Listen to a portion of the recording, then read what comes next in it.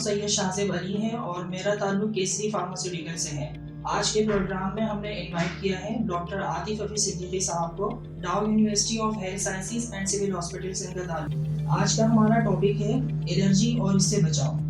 Doctor صاحب سب سے پہلے ہمیں یہ بتائیے گا کہ الرجی کیا ہے؟ الرجی بنیادی طور پر ایک یوں سمجھیے کہ ایک ہائپر سینسٹیوٹی ری ایکشن ہے، یعنی ایک ایسی چیز جو ہر شخص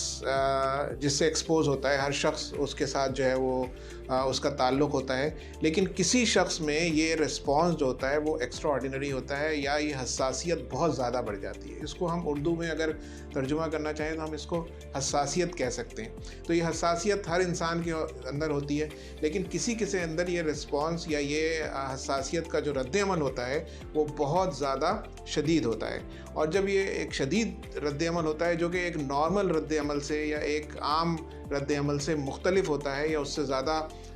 اس کی جو شدت ہوتی ہے وہ زیادہ ہوتی ہے، تو ہم اس کو الرجی کہتے ہیں۔ مثال کے طور پر ایک مثال دے دیتا ہوں آپ کو کہ کسی جگہ گرد و غبار ہے، بہت سارے لوگ وہاں سے گزر رہے ہیں، لیکن کسی کو اس کے ساتھ بہت زیادہ چھینکیں آنا شروع ہو جائیں گی، لیکن کسی کو اس کے ساتھ کچھ بھی نہیں ہوتا، کسی کو اس کے ساتھ تھوڑی سی ناک بند ہو جائے گی، اور کسی کو اس کے ساتھ اسی گرد و غبار کی وجہ سے تھوڑا سا ناک سے پانی آنا شروع ہو جائے گا، اور کسی کو ایسا ہوگا کہ وہ ایک ہفتے تک نزلے اور زکام مبتلا رہے گا۔ تو یہ حساسیت کی مختلف اسٹیجز ہیں جو کسی بھی انسان کو مختلف نوعیت کے حساب سے اور مختلف طریقوں سے متاثر کر سکتی ہیں۔ اسی کو جو ہے وہ ہم الرجی کہتے ہیں۔ ڈاکٹر صاحب الرجی کس طرح پھیلتی ہے اور اس کے کیا علامات ہیں؟ الرجی اس طرح سے نہیں ہے، پھیلتی نہیں جیسے کرونا پھیل گیا۔ الرجی تو ہم کہتے ہیں کہ یہ آپ کے خون میں گردش کرتی ہے۔ یہ جیسے میں نے ابھی بتایا کہ ایک انسان کی اپنی حساسیت ہے جو کہ کسی بھی ایک نارمل چیز کو جو کہ روزمرہ کے استعمال میں ہوتی ہے اس پہ اس کے جسم کا رد عمل ہوتا ہے۔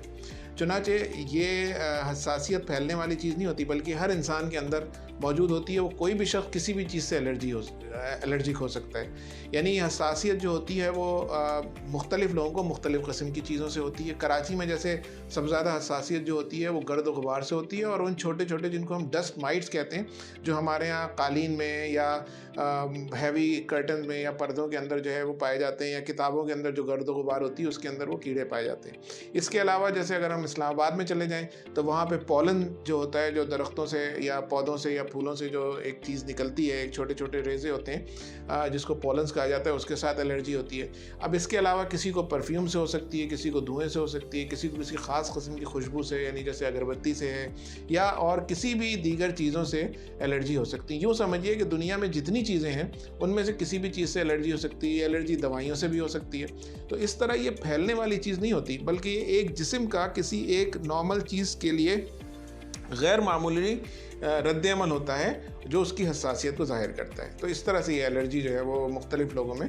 پائی جا سکتی ہے۔ لیکن ہاں، ہم یہ کہہ سکتے ہیں کہ جیسے کراچی کی آب و ہوا ہے، ہیوی ایٹماسفیئر ہے، اب جیسے سردیاں آ جاتی ہیں تو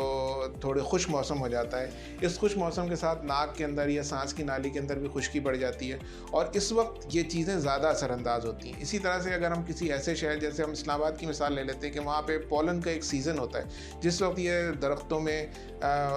بہار کا موسم ہوتا ہے اور یہ ان کی جو پھول کھلنے کی اور پھل آنے کی جو موسم ہوتا ہے اس کے اندر پولن کی مقدار ہوا کے اندر زیادہ ہوتی ہے، تو یہ الرجی زیادہ پیدا ہوتی ہے۔ اسی طرح سے جب کراچی میں گرد و غبار کا موسم ہو یا خشک موسم ہو یا ڈسٹی ویدر ہو تو اس کے اندر یہ الرجی کی جو شدت ہوتی ہے یا لوگوں کو متاثر ہونے کی تعداد بڑھ جاتی ہے۔ تو اسی طرح سے ہم کہہ سکتے ہیں کہ کسی وقت یہ الرجی سال کے کسی حصے میں زیادہ ہوتی ہے اور کسی حصے میں کم ہوتی ہے۔ ڈاکٹر صاحب کیا الرجی کی مختلف اقسام پائی جاتی ہیں اور ان میں ناک کی الرجی بھی ایک قسم کی الرجی کہلاتی ہے؟ جی بالکل، الرجی کو ہم اس طرح بھی ڈیوائڈ کر سکتے ہیں۔ مثال کے طور پر ناک کی الرجی ہے،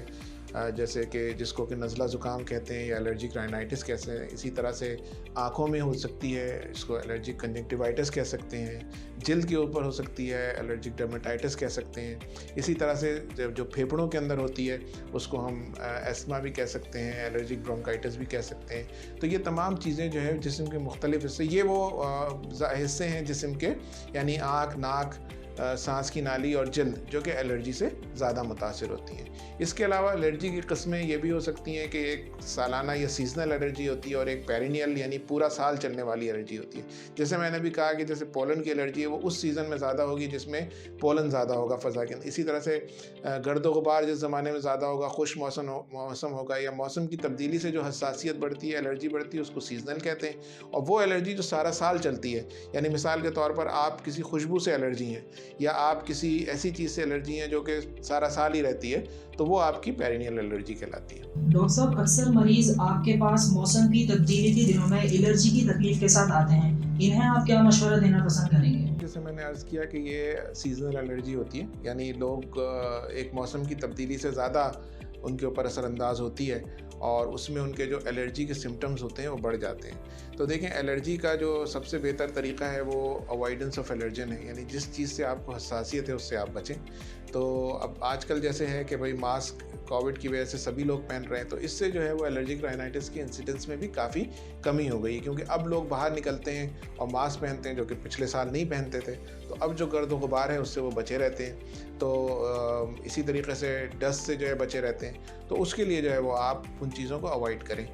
یعنی اگر آپ ماسک پہنیں گے تو آپ کووڈ سے تو بچ رہے ہیں، لیکن ساتھ میں فائدہ یہ ہو رہا ہے کہ آپ دوسری جو دیگر الرجک فنومینا ہیں یا دوسرے وائرل انفیکشن ان سے بھی بچ سکتے ہیں۔ اسی طرح سے جیسے اب ہم اگر کراچی کی بات کریں اور ہم کراچی میں رہتے ہیں، تو کراچی کے موسم کے اندر آپ کو گھروں کے اندر خصوصاً بیڈ رومز کے اندر کارپیٹس بالکل نہیں ہونے چاہیے، کیونکہ کارپیٹ کراچی میں ڈسٹ بہت ہوتی ہے، آپ کو پتہ ہے۔ جب یہ ڈسٹ ہوتی ہے تو یہ اس کو ہمارے یہاں کتنے لوگ ہوں گے جو ویکیوم کلینر یا ویکیوم یوز کرتے ہوں گے ہفتے میں ایک دفعہ یا روزانہ، مہینوں میں کہیں جا کے ویکیوم ہوتا ہے کارپیٹس کے اوپر، تو اس کے اندر ڈسٹ جمع ہو جاتی ہے اور پھر اس میں ڈسٹ مائٹس یعنی وہ چھوٹے چھوٹے کیڑے پیدا ہوتے ہیں جو الرجی کرتے ہیں۔ اس کے علاوہ کارپیٹس کے نیچے دیگر کیڑے مکوڑے جیسے کاکروچز ہیں، چیٹیاں ہیں، یہ سب بھی پیدا ہوتی ہیں، زیادہ ظاہر ہے۔ تو میرا مشورہ یہی ہوتا ہے کراچی والوں کو کہ آپ اپنے گھروں کو ٹائل رکھیں یا صاف ستھرا فرش رکھیں، اس پہ دن میں ایک دفعہ 2 دفعہ پوچھا لگائیں، جھاڑو کریں، وہ زیادہ بہتر ہے بنسبت اس کے کہ آپ کارپیٹس ڈالیں۔ اسی طریقے سے بہت ہیوی کرٹنز یا وہ پردے جن کو صاف کرنا جھاڑنا مشکل ہو، وہ چیزیں بیڈ رومز کے اندر کم سے کم استعمال نہیں ہونا چاہیے، سادہ اور بالکل کم سے کم یہ چیزیں ہونی چاہیے۔ اسی طرح سے بہت سارے لوگوں کو فلیس سے یا روئیں والی چیزوں کے ساتھ الرجی ہوتی ہے، اسپیشلی بچوں کو، تو وہ فلیس کے کپڑے نہ پہنیں، یا بلینکٹس کو جو ہے وہ بلینکٹس بھی اسی طرح کے ہوتے ہیں، وہ دھلتے نہیں ہیں، اور اس کے اندر بھی جب ہم سردیوں میں استعمال کرتے ہیں تو ڈسٹ بہت بیٹھتی ہے، اس میں جو رواں ہوتا ہے وہ بھی الرجی کاز کرتا ہے۔ تو اگر آپ بلینکٹس اوڑھ رہے ہیں، سردیاں جیسے کہ آ رہی ہیں، تو اس کو آپ کوئلٹ کر لیں یا اس کے ساتھ آپ چادر لگا لیں، اس کو ایک چادر کے کور کے اندر جو ہے وہ کر کے رکھیں، ورنہ آپ جو بلینکٹ کے بجائے عام رضائیاں یا اس طرح کی جو چیزیں ہوتی ہیں وہ استعمال کرنی چاہیے۔ ڈاکٹر صاحب، الرجک رینائٹس بھی ایک قسم کی بیماری ہے، اس کے بارے میں آپ اپنے مریضوں کو کیا بتانا پسند کریں گے؟ الرجک رائنائٹس ظاہر ہے ایک قسم کی کیا یہ بیماری ہی ہے، اور اس کے اندر ضروری ہے کہ آپ الرجی کو وقت پہ ٹریٹ کر لیں۔ مثال کے طور پر اکثر لوگوں کے ذہن میں یہ ہوتا ہے کہ جی نزلہ ہو رہا ہے تو اس کو بہنے دیا جائے، یا چھینکیں آ رہی ہیں تو ان کو آنے دیا جائے اور روکا نہ جائے، لیکن یہ بالکل غلط کنسیپٹ ہے۔ جو ناک بہہ رہی ہے تو یہ کوئی ایسا نہیں ہے کہ اوپر ایک اوور ہیڈ ٹینک ہے جو اوور فلو ہو رہا ہے اور جب وہ خالی ہو جائے گا تو وہ بہنا بند ہو جائے گا۔ یہ ایک فینومینا ہے جب الرجن، یا وہ الرجن اس چیز کو کہتے ہیں جو کہ آپ کے اندر حساسیت کریٹ کرتی ہے، یعنی وہ چیز جو آ کے جب آپ کی ناک کی جھلی سے یا پھیپھڑوں کی جھلی سے ٹکراتی ہے یا اس کے ساتھ اس کا آمنا سامنا ہوتا ہے، تو جو جسم یا وہ جھلی اس کو ریئیکٹ کرتی ہے، جو رد عمل ظاہر کرتا ہے، اس سے یہ حساسیت ہوتی ہے۔ اگر وہ الرجن مستقل آ رہا ہے تو یہ حساسیت جاری رہے گی اور وہ اس کو چھینکیں بھی جاری رہیں گی، اور اس کے اوپر جو جھلی ہے اس کے اوپر سوزش و ورم بھی آئے گا، اور اس کے اوپر جو ہے وہ اس کا جو رد عمل ہے وہ جاری رہے گا اور یہ پرابلم چلتا رہے گا۔ تو اس لیے اس کو جو ہے وہ آپ جب یہ ایسے پیشنٹ آتے ہیں تو ظاہر ہے ان کو جو الرجی کا ٹریٹمنٹ ہے وہ یقینی طور پہ جو ہے وہ دیا جانا چاہیے اور ان کو لینا چاہیے اس کو۔